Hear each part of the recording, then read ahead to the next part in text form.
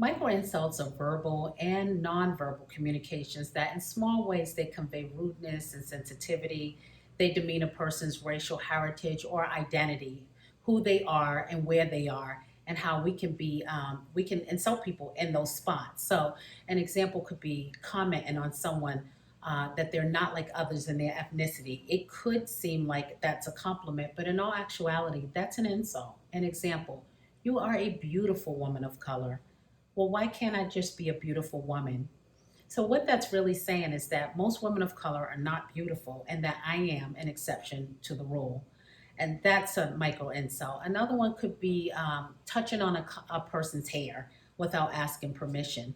I recently was near an elevator talking to a friend of mine who had just gotten her hair done in braids.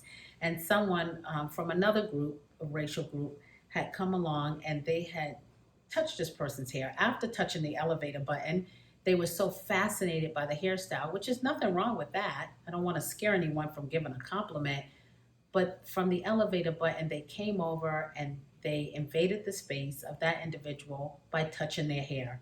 And they gave the compliment. That's an insult because you invaded their space and you touched them. Mind you, this is during a pandemic.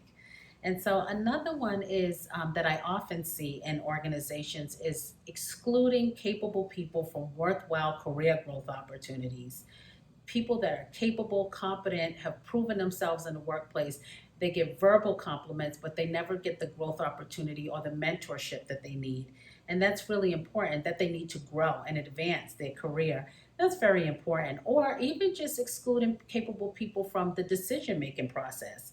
That while they may not be at the senior executive level, they play a very important part in terms of how that process is carried out. So, and they have a title, it's just that they're not validated, they're not acknowledged, or what they think is not valuable enough. And so that can feel like an insult. In fact, it can be an insult.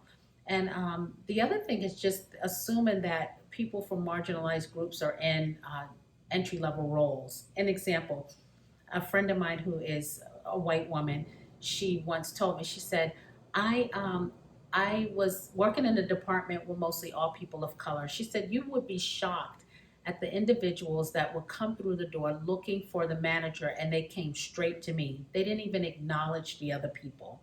And I said, do you know why they came to you?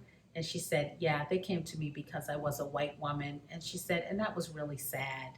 So those are all examples of micro insults, among others. Now, I don't want to scare anyone again from giving a compliment, but I think we need to learn and we need to grow what a micro insult and know what a micro insult is, so that we don't offend people when we mean to give a compliment.